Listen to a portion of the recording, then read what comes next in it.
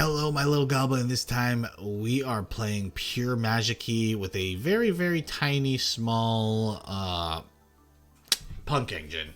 But I would say this is as pure as you should play it, because the punk engine, all it does is enable you to go into Ashtara. And the way you do that, obviously, is through Chaos Ruler with Dirno bringing back Foxy Tune. Boom, you got it through rank 8.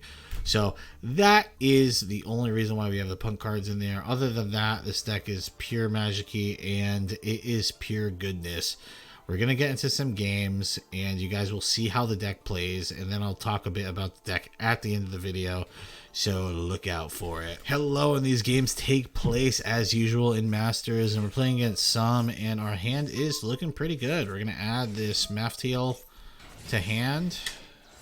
We're going to go into Trumpeteer, into Link Spider. Link Spider is, we're going to add this card to hand. I kept getting triggers for something, but he wasn't activating anything, so I was a little confused. We go into, right here, we go into Gear Glasser. So what this card does is, depending on what attributes you have in the graveyard, when your opponent activates a monster effect, if you have an attribute that matches it, and since we have Light, Dark, and Earth, you get to negate it. So we're going to normal some of this. We bring back that, and we go into our best boss monster, which looks awesome. We're going to activate his effect, and he's going to Gamma me, but since I set up the negate first, it's completely fine. I actually thought this Gamma was, like, out of left field. I was not expecting him to Gamma me. But we're going to set the unlocking, and now pretty much the end board is this card. If you guys don't know what it does, it pretty much is a semi-solemn judgment. So if your opponent normal summons a monster on the field, or your opponent summons a monster on the field that has it, actually monsters too, so it works with pendulum summons. So if you're playing as a pen deck, you know you get to blow up all the pen summon cards. So if your opponent summons a monster on the field, you pretty much can, if they have the same attribute of a card in your graveyard, you get to pop it. That's pretty much what it is. It's once per turn. So, yeah, he's going to activate Chaos Blade. He's playing D-Link. His opener looks pretty good, but, like, I mean, he had to discard Safer, which is a little bizarre. Definitely don't want to be doing that. And he's going to activate this. And here he's going to activate an Allure. We're not getting baited by Allure because we're not stupid. Ravine, you probably could negate Ravine. Be honest, it's really good negate. But I was like really holding this in case he had I was mainly holding this in case he had like rocket launch or quick launch. But he's gonna activate unlocking here. I mean a Lebellion. We're gonna negate Lebellion.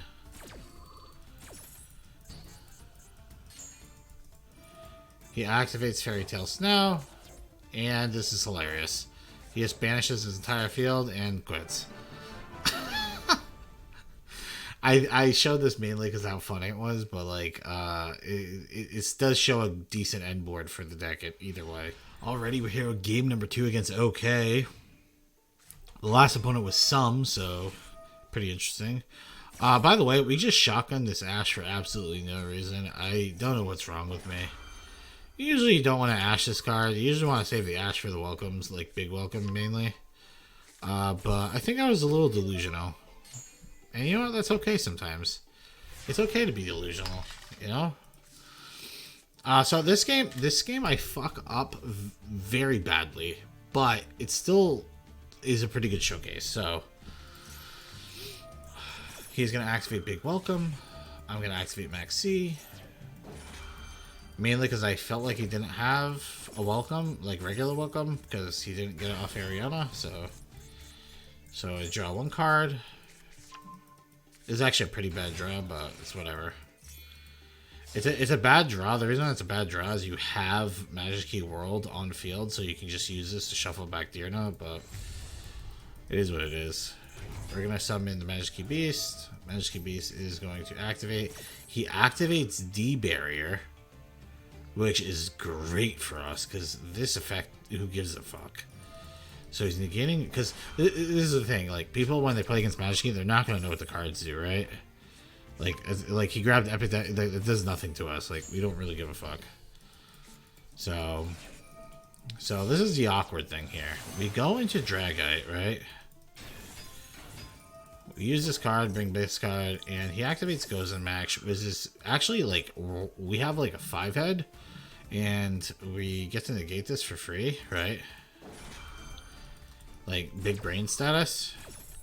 But you're going to see where I fucked up horribly on, which we should have absolutely stomped our opponent, but the reason why we don't absolutely stomp by our opponent is because I'm an idiot.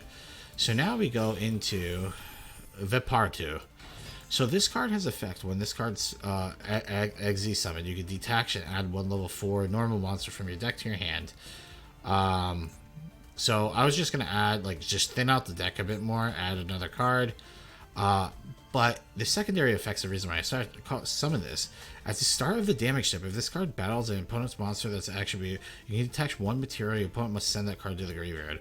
So this was like going to be a really sick play, but I'm a moron and I send the I thought if you made the, for some reason I thought if you made the card with the normal monster, it would like keep the effect. But like once you discard it, it's kind of similar to Gigantic, where if you discard it, if it loses that as a material, it doesn't have this effect anymore. So that made this game way harder than it had to be, because if I just had Dragite and I just was negating a card every turn, it was just free win. Be a free win at this point. I'm just gonna shuffle Deer Note back into the deck. That's pretty much what happens here. I attack. I thinned it out because I didn't want to draw this card either. So since we fucked up, we have to go to Zeus, which is a pretty good consolation prize if you ask me. But it would have been way cooler if it was the other way around. But, I mean, this isn't great for him. He sets Welcome. We don't activate. The reason we don't activate is actually super important. Because if we activate, he just activates Big Welcome. He bounces Ariana. And then, since he bounced Ariana with a trap, he gets this card added to hand. And then he can just reset all again, except I don't have Zeus anymore. Like, activation on him. So we just wait for Lovely to come out. Boom. It's fine. He activates Big Welcome to bounce Zeus. Okay, we dealt with this card. Now we Zeus the board. And he Eradicator Viruses. Who cares? Like, we don't... Right here, we don't really need anything.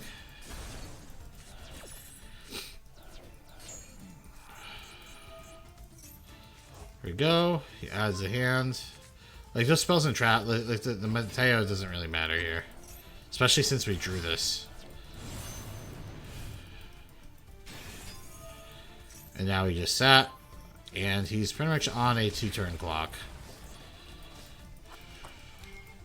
Like this card would have mattered a lot more if I had, like, a ritual card in my hand. Because then I could, like, do a lot of combo play. But since I didn't, like, the only play I could do would be going into I can't even actually use it. I wouldn't even be able to use it because this would be the only target for it. Okay, so he's gonna go Welcome Labyrinth, which doesn't matter. We have a negate. We top deck Zayaman, which is pretty much enough. He activates Welcome. I actually let Welcome go through, and the reason I let Welcome go through is because if he did not summon, like, literally this is the only card he could summon, because if he summoned Lovely, right, Lovely gets popped with this card's effect. So, and it wasn't Big Welcome. So now he activates Big Welcome. I activate this. Remember, Big Welcome is a scarier one because it resets all his cards. I change his Divine because I'm a troll. And then I'm going to add Foxy Tune. My opponent just scoops because, you know, Foxy Tune's effect's pretty good. Pretty much means we were going to be able to get Chaos Ruler, and the Foxy Tune, and then everything swing again. It takes like 5k damage. So, hello, we're here with game number 3 against September. In our hand, actually looking pretty juicy. The opponent activates Stella. I'm just going to gamma this right away. There is definitely a world where I could have just waited to see what else he was doing. I think realistically, if you have Gamma and your opponent plays Stella, and then they summon, and then boom, boom, goes into something that maybe you gamma. But I was just like, I don't know. I just shotgunned it. I didn't give a fuck, I guess. Probably should wait, though. I'd imagine you probably wait normally. You wait until they go to Caspatel or Michaelis, and then you, boom, negate them. So now we're going to activate Unexpected Die. Here we go. Our hand's pretty gnarly. I will say this deck has a very hard time playing through Necro Valley. So if you play against people who play D-Fissure and stuff, it's going to be impossible to win. Because you need the cards in the graveyard for your cards to work. So if you play against that shit, you just lose. Honestly, it's very similar to Drytron in that way. Where it's like you kind of need the cards in the graveyard to do the majority of what you're trying to do here. Deer Note gets negated, but it's a good still block, so hit the Ritual Monster, which is pretty decent. Here we go. Going to the other boss monster. The guy's pretty much on a 2-turn clock. And honestly, with him being off his normal summon, it should be a pretty good match for us. We're gonna negate the packs because I can't deal with Martha, so just hope he doesn't have Martha here. And he normal summons, we pop it, bye-bye, Miss American Pie. Remember, with the trap too, the counter trap after you use it lets you change all his attributes for the rest of the turn. So just change it to something that you have in the graveyard. So in that case, I changed everything to dark. I don't think I had any light monsters in the graveyard, so that actually was pretty helpful. Here with game number 4, and we have the best card in our deck, which is Behegan. This card's amazing. We're gonna do full combo here with this. Bam, bam. Thank you, ma'am. I think we whiff completely. Alright, so hear me out here. Hear me out here. I go into Ashtara. Awesome fucking animation, too. We normal summon this. Bring back Behegan. He's going to activate Torby. And he discards Keldo. This happens to me so often against Lab, by the way. Discard, send Torby to the graveyard, Keldo, and then they hit my fucking cards. So annoying. But we have Ash because we're amazing at the game, so this pretty much ends our turn. But we were gonna go into Dragite because we fucking got the trap in the graveyard, which is really annoying. So our opponent also had the other one too, so just let welcome resolve, let this effect resolve. Who cares? He's greedy. He's gonna want to play the spell and then activate this. Who gives a fuck? Ash Blossom. See you later. Have a nice time.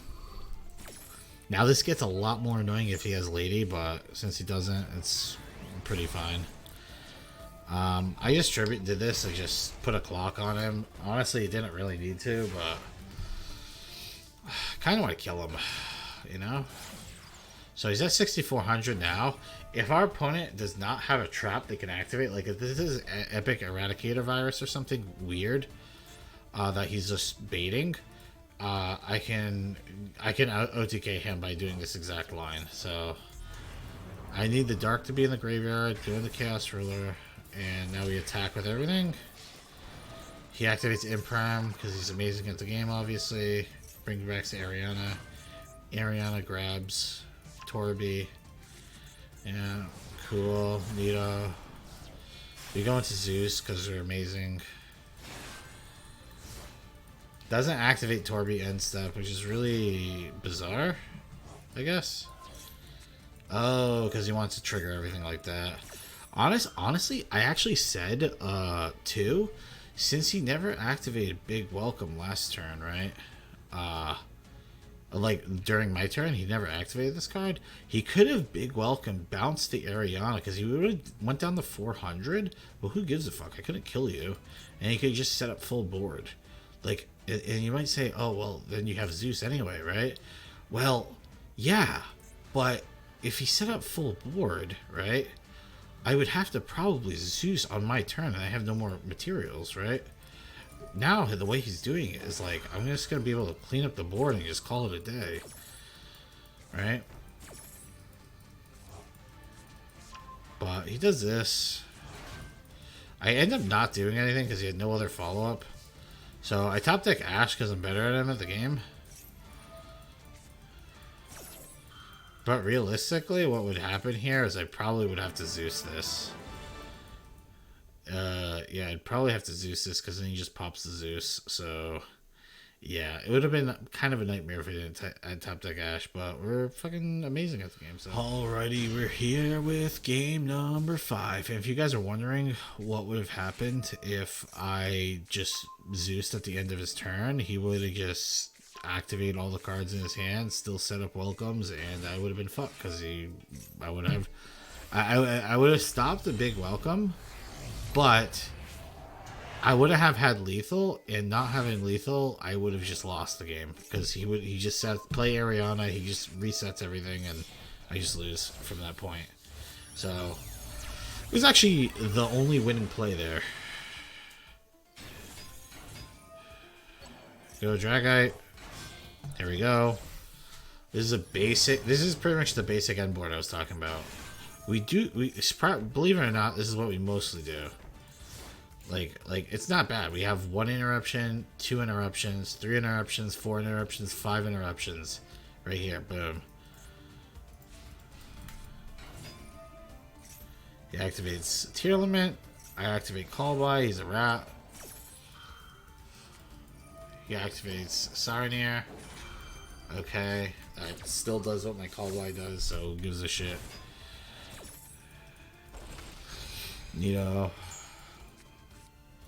Activates Medora, discards Kelbeck. Boom, I Ash to Kelbeck.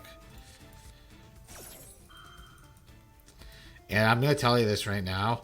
He's going to concede, and the reason he's going to concede, he's playing branded Tier Limit, and I'm pretty sure the last 2 cards are like Tier Limit, branded spells. And he knows I have these 2 spell negates that he can't out. He has no way of outing them. Like, he's actually just cooked right here. And he just concedes. So, GG, get annihilated. Hello, we are playing against Robert for the last game. Robert is amazing. Not as amazing as this little roach we have, though. I like to imagine I just throw a bunch of cockroaches into his house. And then run out. And he just frantically starts throwing me cards. He's like, shit, here you go. Alright, here's Behegan. Alright, well, my opponent is, you guys don't know this, but my opponent is Yamayugi. So, even though he went into this really basic end board, this is Super Poly, and this is branded in red. So, pretty fucking cool, neato. Spoiler alert, I guess. So I do this play, this Matea play, is because if he has Max C, I want to be able to, like, normally you want to have a normal monster on the field, but I had a feeling he had Max C, and I really wanted to get this Gamma off, because I don't think I could kill him otherwise. So now I get to activate Gamma for free. Should have played this in attack, be honest, be aggressive. So here we go. Oh my gosh, this actually works out even better. I completely forgot. Since Frame Driver resolved, I was actually able to do more stuff here because I had a normal monster on the field when this resolved. That's hilarious. So we're gonna add the Matea back to hand. We're gonna use this to. So we legit do this because I figured my opponent's an ape and he'll just activate this for, like, it does nothing to the monster besides make it lose 1,000 defense and change it to defense. And then he activates his whole branded in red scheme over here. I'm like, oh, okay. But this isn't that scary because he doesn't have 2 cards in hand. So there's no Guardian Chimera or anything. Goes into Masquerade, who gives a shit. But now he gets a second Mirror Jade activation, which is a bit scary. But we activate Matea again. We send another card from the deck to the graveyard. And we go into Musket. So here, since we have a level 6, we can go into Baron. But we're going to do this first. There is our Baron. Before I move forward, I want to pop this back row. No idea what it is. It's a super poly. Good idea. I did that. Okay. There we go. Here comes Behegan. I activate Matea again. And now we go into this card. This is the first time you guys are seeing this. So, when this card is here, your opponents can activate cards or effects. That just means, like, you can't activate, like, Torrential Tribute and shit like that. Or, I don't know, something like that. I think that's how it works. Pretty sure. And then once per turn, target one normal monster or Magikey monster in the graveyard. Destroy all of the same attribute. He has both double dark. This is going to force his Mirror Jade activation.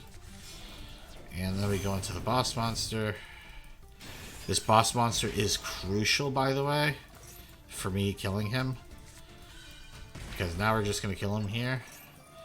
He's going to negate. He's going to try and banish. I'm going to have to negate this, or I lose. So we negate pop, and we kill this. So his whole forward goes bye-bye. And we have 8600 on board. We attack. He brings back this card. I use my Solemn Judgment effect. Pop it. Bye-bye, Robert. You lived a good life, but you can't deal with Baron. GG. You didn't think we were going to OTK there, did you? Did you? But we did. Hello and welcome to the recap. Thank you for watching this far. And just subscribe to the channel already. We put a bunch of good content on here and a lot of deck profiles. And we're probably going to start branching out to other Yu-Gi-Oh content. See how that goes. But just subscribe. We host tournaments also every Friday. Join the Discord and you can figure out how to enter those, but it's usually through my Twitch channel, so join my Twitch if you guys can. It's pretty lit in there. Let's talk about the deck though. How did this deck perform? Was it fun? Like, was it worth making? So we're going to talk about a few things in the deck. Number one, the deck's extremely cheap. It is a super budget deck. Like okay, so first of all, Maxi, I'm going to say all the ultra rares that don't count because you should have crafted. Maxi, Ash, Cross Out, Call By, all do not count. Now when we go the extra deck, I personally think you should always have this card crafted. Barlord Savage. Drageye is debatable. Chaos Roller you should always have crafted.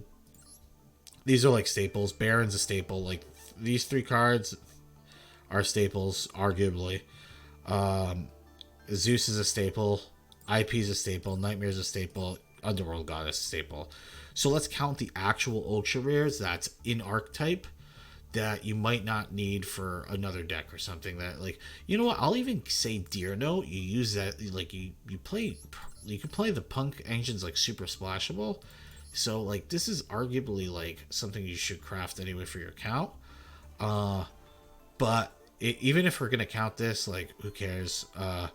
Let's count the other cards that you would actually have to craft for the deck. That's 1 UR, 2 URs, and you don't even need to craft this. This is like not needed.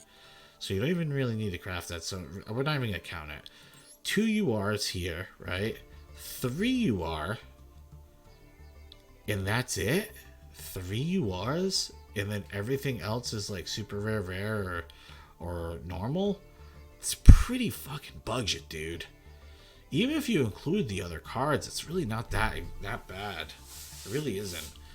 And if you don't have like Maxi's, Ashes, and stuff crafted, I mean, fucking, what are you wasting your life for? You just craft them.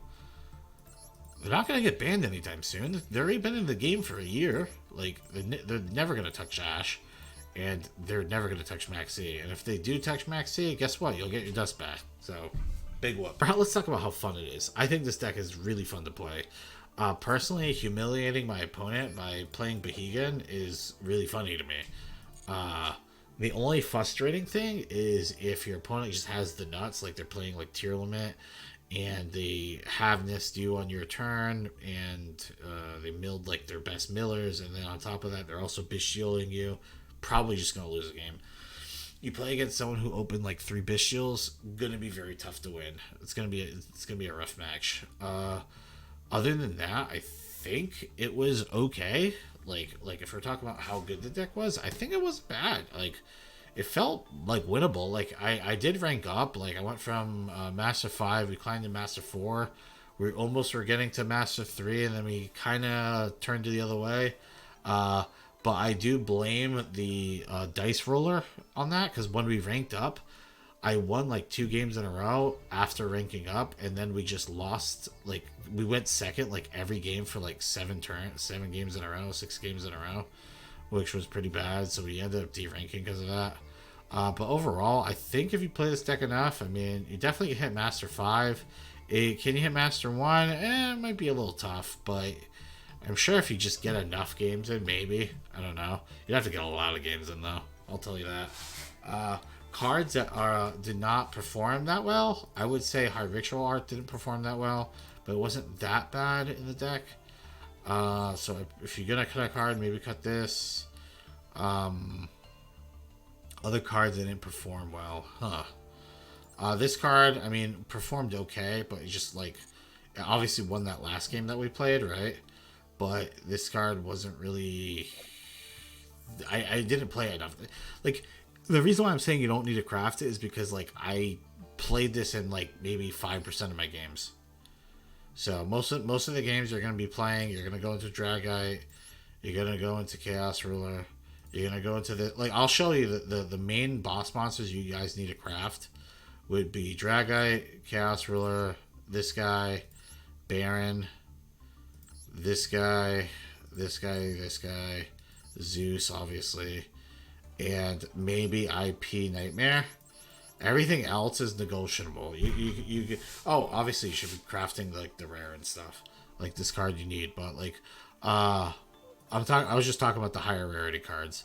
So that gives you a good idea if you're really super budget and you don't want to craft anything extra that you don't need. I do think these other cards are really good. And if you want to play a card that isn't troll, that's like not bad. Like obviously I play this because it's tilting to people. You play this card. I mean, it's like probably the best monster you can play because it's level 4. Well, it's a level 4. It has 2,000 attacks. I think it's the highest you can go with it. But that's probably what you should play. I played this because it's tilting. It's funny to beat people with it. On a scale of 1 to 10, I'm gonna rate this deck a 6. No, I'm gonna rate it a 5.5. This is a 5.5, 6. We were beating decks with it, but like it's nothing super impressive. I'll give it a 6. I'm gonna give it a 6. This deck gets a 6 on the scale, and on a tier scale, I'm putting this obviously rogue tier. You rarely play against people who have these cards, and if you do, you might want to take some time to read them because some of the effects are kind of bonkers. Like I think this card actually is like really good. I think this card's really solid too because this card technically outs like Avermaet. There's a lot of cards this card outs, so it's pretty funny. So yeah, I think it deserves to be in rogue tier. Other than that, I think the deck's pretty solid. But like I said, it's gonna go only so far as you put the time into it. Let me know down in the comments if what you guys want to see next, and maybe I'll make it. I don't know yet. Maybe. But goodbye.